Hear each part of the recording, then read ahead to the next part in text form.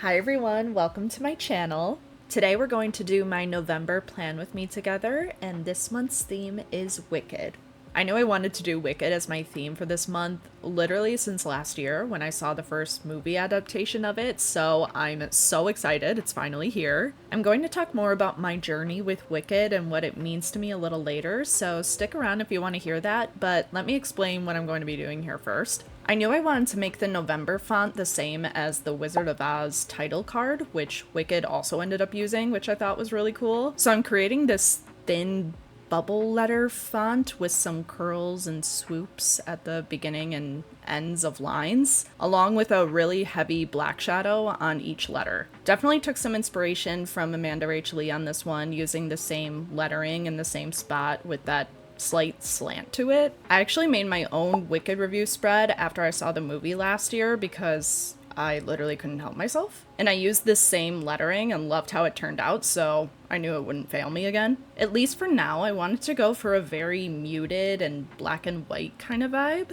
I know that we're talking about Wicked and not The Wizard of Oz, but something in me liked the idea of at least starting with more of a black and white moment to honor The Wizard of Oz, as opposed to immediately entering the very colorful world of Shiz or the Emerald City. So I'm going to take my Uniball Signo silver gel pen to create a bunch of swirls on the top right and bottom left corners. I noticed that swirls are hidden all throughout the movie, and it's giving very whimsical vibes, so this was a no-brainer. I'm a little annoyed because this silver gel pen is so pigmented and amazing, but it sort of depends on the lighting situation. I felt like it wasn't doing its justice, so you'll see in a little bit that I try to fix that and it takes a turn. Though I think I managed to fix it, but we'll get there. Then I added in some small sparkly black and silver details to represent the witchy magic, and some very light pink bubbles for Glinda. For the quote page, I really thought about this because there are so many amazing quotes in this show, and I know this won't be the last time I use a quote for this month. I want to introduce a little bit of color too, because I don't want the eventual color that we'll see throughout the theme to be jarring, and I of course need to add some pink and green. So I thought the perfect quote to put here would be when Glinda says to Elphaba, "Pink looks good with green." Pink and green are obviously Glinda and Elphaba's primary colors, and Glinda says this to Elphaba in kind of a shocked tone. There's this hidden meaning behind that though, that even though these two appear to have completely different personalities and look completely different, they can find something beautiful together. And that's something neither of them noticed before because they were so quick to judge each other and make assumptions based on how they looked. I think it's just a great lesson to take in, as we can be so quick to be negative or judge before we actually get to know someone. We can't be liked by every single person, and we can't like every single person, but we can kind of slow our thinking and challenge ourselves to take the harder route, which I can admit myself is sometimes being kinder. And let's be real, in today's world, it's a challenge. I loved this part because it was after that beautiful scene where Glinda unexpectedly stands up for Elphaba when she is getting teased by their classmates. You can see the empathy and guilt that Glinda has for her and how unfair it is to her. And she ended up making such a difference for Elphaba by showing her that she does fit in here. So it's sweet to watch her attitude towards Elphaba change as soon as she slowed down her judgments. But speaking of the eyes, for the eye in pink, I obviously didn't want to dot it with a heart because it's a different font, but I did dot it with Glinda's crown using that same silver gel pen, and I underlined green with Elphaba's iconic broom so that each of them got their little nod in this quote. And to finish it off, I just drew a few poppies in the bottom corner, which represents the scene in the classroom where Elphaba uses poppies to cast the spell to put all of her classmates to sleep. And there's some Wizard of Oz lore there too, which is fun. Anyway, I could talk about this movie so deeply forever, and you know I'm not done. So let's just pause this conversation for now to refer to the lettering of this quote. I used this Wicked title font with the bold, blocky lettering, and then put a pink shadow behind pink and a green shadow behind green. By the way, I used a font generator to help me with knowing how to write some of these letters, and I highly recommend doing that if you struggle with lettering. And for the rest of the words, I just used pretty basic cursive and hearted my eyes because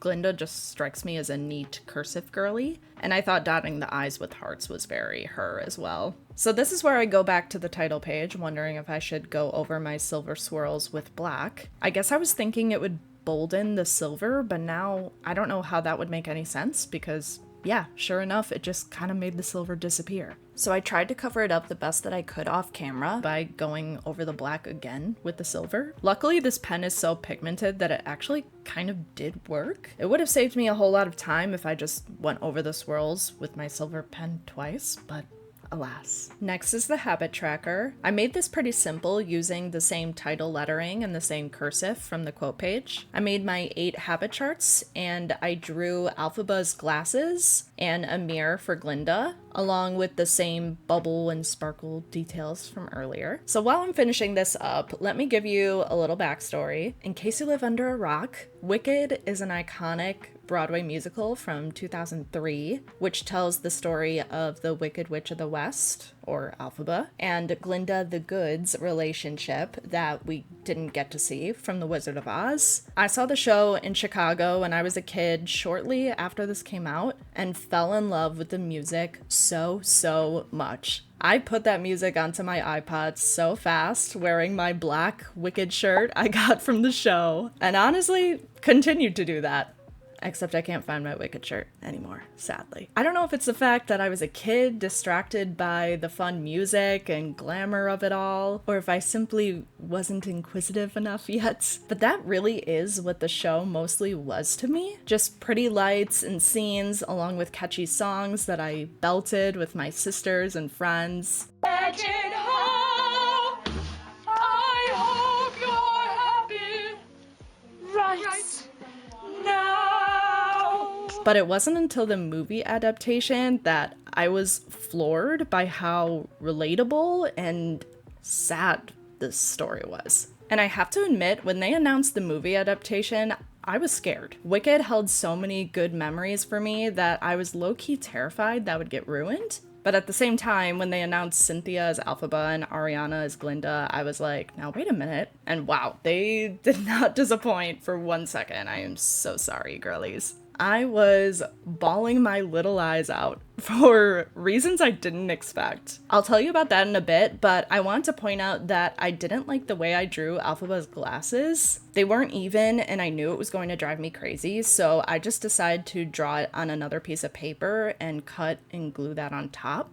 My biggest tip if you're going to do this trick is try to line up the dots of your glued on page with the journal page, if that makes sense. It's not going to be perfectly disguised, but it's going to help a lot if you do that. For the mood tracker, I'm using the same letterings for the header, and I decided I was going to feature the Grimoire, which is the spell book that Alphaba is able to read while no one else can. It plays such an important part in the show that I wanted it to have its moment. And obviously, since it's a magical book, I thought that I'd track the mood by assigning each smiley face with a colored, sparkly stream. I sketched this out beforehand so that hopefully I left enough space for each number, but we'll make it work regardless. Going back to what caused me to cry a ton during this movie, there definitely was an element of nostalgia and beautiful music, for sure. And I really thought that was all the tears you were going to get from me, because I thought that's what the show mostly was for me, but the meaning behind the story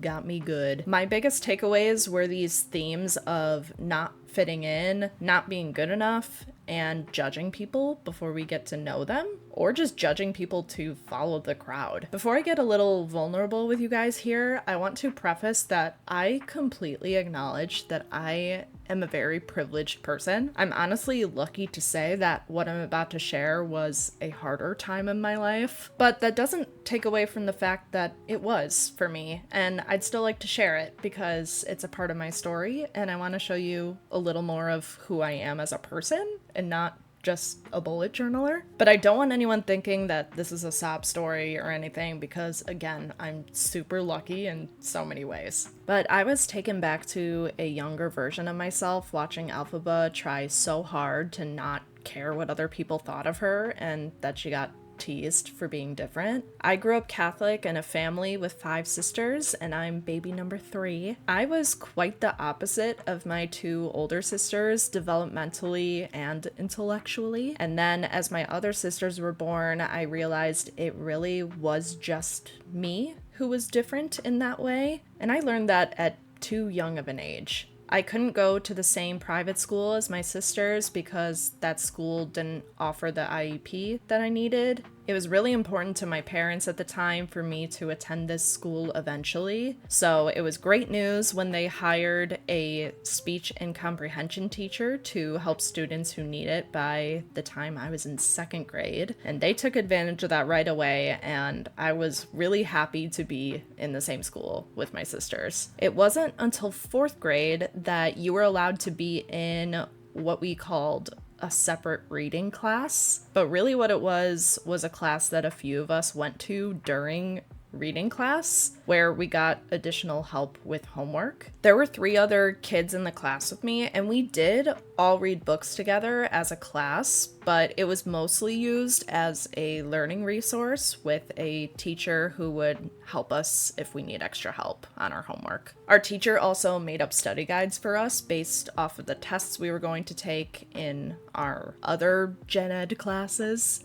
And I will never forget when my mom told me that I would need to go to this class, because me as a little 4th grader was so upset. I even wrote about it in my journal at the time, talking about how unfair it was. It's a little funny because it's like, girl, it's not that serious, but it really, really was at the time, okay? I knew I was going to get made fun of because I knew that's what happened to these kids at the time. We're also just kids, and it's that age where it's cool to make fun, you know? But I just desperately wanted to be normal. I didn't want what I thought to be shortcuts, and I wanted to read the same books the other kids were reading. But I accepted my fate because I literally didn't have a choice, and I obviously know now as an adult how much I needed that at the time. I also grew to love my teacher so much in that class, and yeah, I stayed in that class until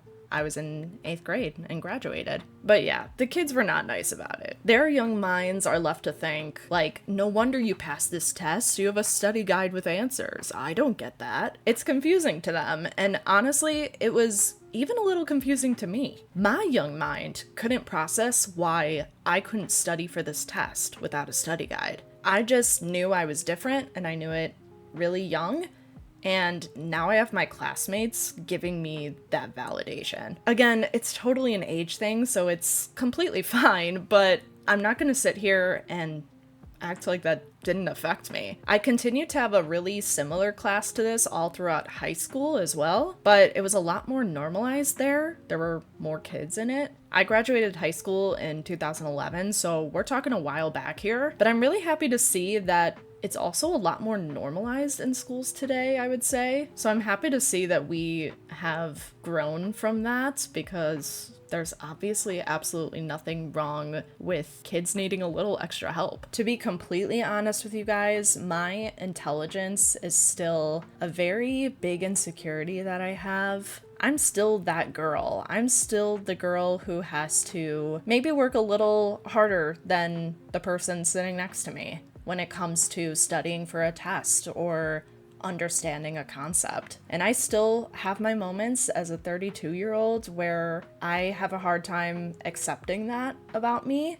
but that is quite literally the way that I was born, and is something I want to work on embracing. It's definitely an easier said than done moment, especially when this started so young for me. But I will say, I think that with bullet journaling, that's why it's so close to my heart as well, because I feel smart in this space. Like, I think that I was meant to be in the creative space. And I don't know, it's just kind of ironic that I feel like a lot of my creative ideas are very quote unquote smart. So I also try and look at intelligence in a different way, and obviously work really hard to not beat myself up if I don't know something that perhaps could be basic knowledge to another person. I feel like I also need to mention this next part of my story, which is after high school. When I graduated,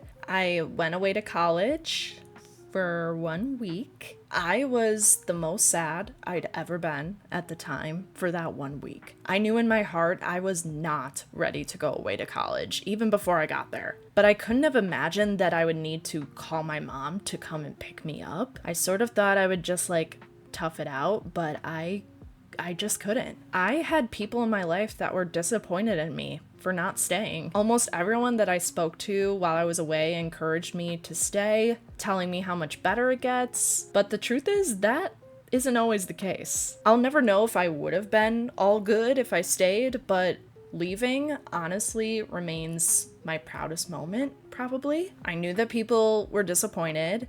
I knew that all this choice that I made was make me even more different, which I couldn't stand. But I did it anyway and made this first adult decision all on my own. I had a bit more dropouts and transfers that postponed my college career for another 2 years, but I'm honestly so proud of myself for getting my diploma. I've always said my diploma to me signifies me not giving up and believing in myself. It took me a couple tries to get it right, but isn't that really just life? And it's honestly so funny how little that matters, but it just feels so huge at the time. Anyway, boohoo, right? But Alphaba's pain took me to this girl that I just described. To me, it was kind of like Alphaba wanted nobody to look at her for once. She wanted to be strong and be fearlessly herself, but it's easier said than done when you have a bunch of people judging you. Okay, now I need to catch us up on our gratitude and quote page. I used the same bold and pink green highlight lettering along with the cursive for the gratitude header. I saw this picture on Pinterest that made a stack of books with the titles of some of the songs on the spine, and I thought it was so cute, so I put some of my faves from the show on there. And then we had the dilemma once again of what quote to do with the other quote page, and I decided to go with "My future is unlimited." I put a little swirly silver underline under my cursive to tie those silver swirls from the cover page back in. And I thought it'd be cute to draw the ginormous tulip field from the show underneath this quote because of this field being so beautiful and it appears never ending, which kind of ties in with this quote to me. I obviously didn't want to go in too much detail with the actual drawings of the tulips, so I just did dots with green stems. I did 2 different shades of whatever color tulip we were focusing on for the column to give it some dimension. I also added this kind of dirt color along with these dirt paths. I sort of wish I didn't do that because I think the brown stuck out a little too much for my liking, even though I was trying to lightly surround it with the tulips. But I don't know, I don't hate it. It obviously introduces a lot more color to the theme too, which I know I'll be using later. Here's the final flip through for November's Wicked theme. I love how it turned out and have so many ideas for other spreads for this theme that I can't wait to show you all at the end of the year. Thank you so much for letting me chat with you all about something vulnerable for me, and if you can relate to anything that I said, you're not alone and you're cool for being different. That really is what makes life interesting, you know? Thank you so much for watching and I'll see you next time. Bye!